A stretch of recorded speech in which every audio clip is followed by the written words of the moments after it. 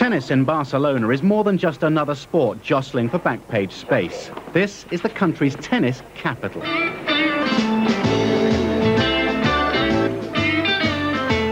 Alex Corretja is one of 8 Spanish players in the current top 100, either born or now living in the city. Always a Barcelona resident, Corretja rarely returns home without visiting the bar run by his brother, Ivan. La Sede is a place we come to and have fun, because after all those weeks of tension, you can come here and relax. You can see your friends and enjoy yourself for a while. If living in the city is good for his social life, it's been even better for his professional life. I think the atmosphere is very favourable here. The weather is very good. We have many courts to practice on. Many players are from here. There are many good trainers. The Federation has done a good job, and now the results are coming. I think that all the Spanish players who make it are from Barcelona, because they can always play outdoors, and there are many clubs where you can learn.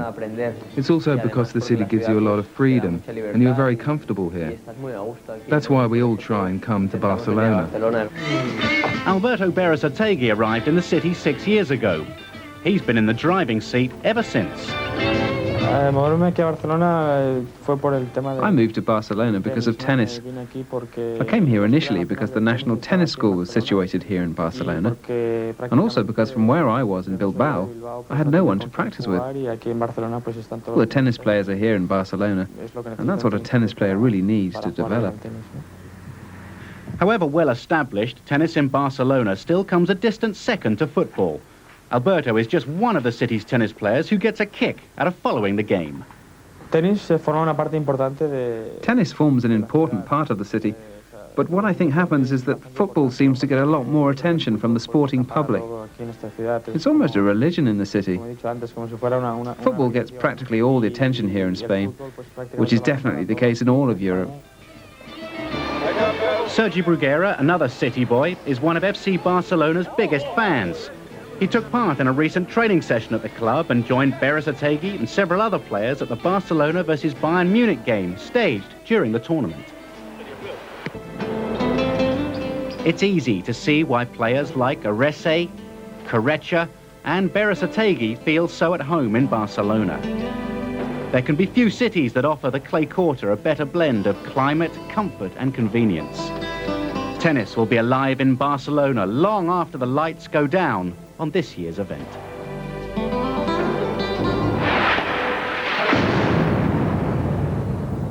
Meanwhile, back at the ranch, we'll see what happened at the semi-finals. It was now down to just one Spaniard, Carlos Moya, to keep the flag flying. Moya versus Muster coming up later, but for now, an intriguing semi-final between second seed Jim Courier, the former world #1, and Marcelo Rios from Santiago in Chile. This was the first match between the two men.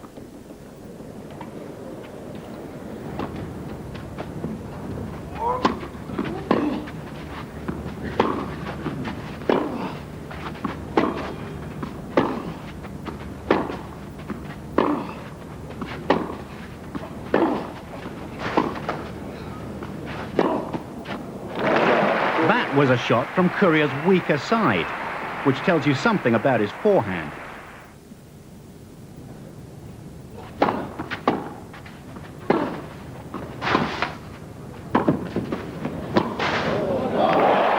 Rios was a stringy 15-year-old when he watched Courier winning his first French Open. Now, he was a set-up and an important semi-final.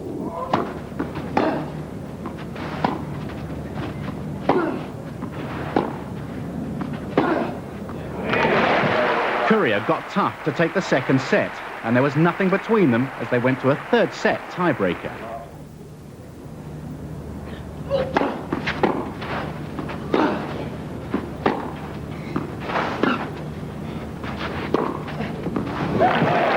The use of angles to open up the court is what separates Rios from others of his generation. 2 points from victory, he did it again. Watch the backhand, 7th stroke of the rally.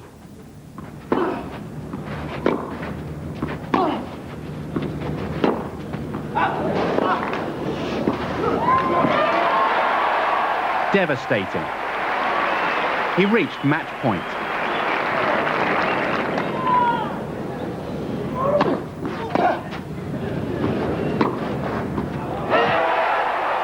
backhand, again doing the damage.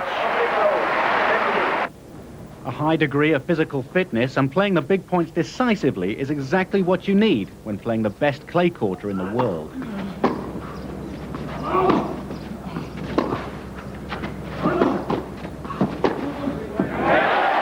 Muster lost his serve in the opening game. In a losing effort at Estoril a week earlier, Moya had learnt valuable lessons.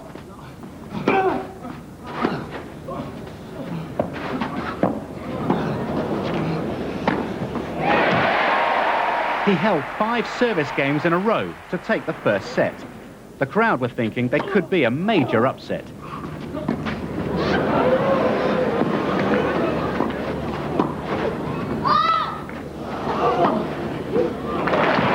They're not a public to sit there uninvolved in the action. If they've got something to shout about, they will shout.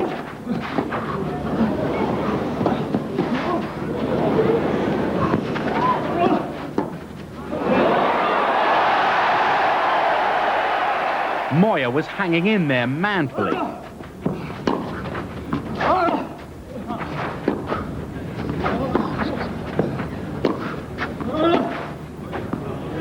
But as so often happens with Muster, his opponents get fatigued, he gets focused. They went to a deciding set. The Austrian has won 37 career titles behind that forehand. He got to match point at 5-3.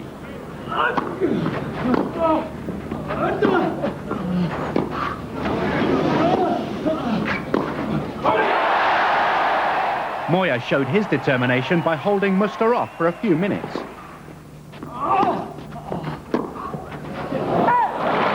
But in the end, clay court win number 29 in a row for the Austrian. The first left-hander since McEnroe in 1985 to rank number 1, Muster is the current number 2 in the world. In the Barcelona final, Marcelo Rios was his opponent. When they played last year in Stuttgart, Muster had won in straight sets. But this was over the best of 5, and Rios has improved since then.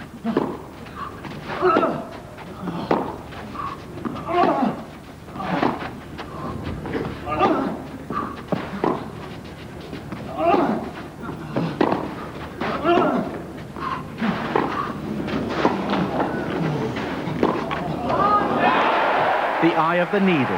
That's all he had to aim at.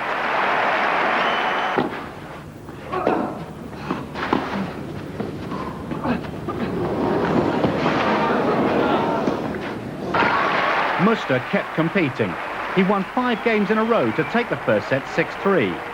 At 4-all in the second, an advert for the artistry of clay court tennis. There was length, court coverage, and finally,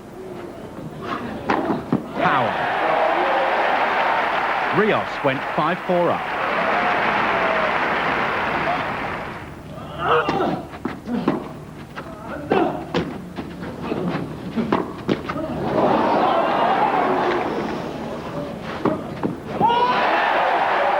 He made it a set all.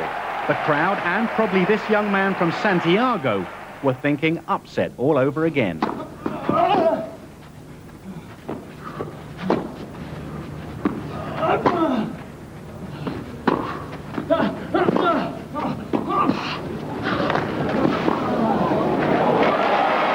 But how strong is the Muster ego?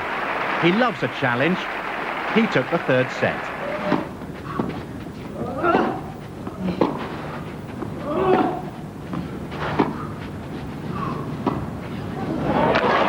The fourth set was comfortable. The spirit which had brought Rios to this final had been battered out of him as he served 1-5 down in the fourth.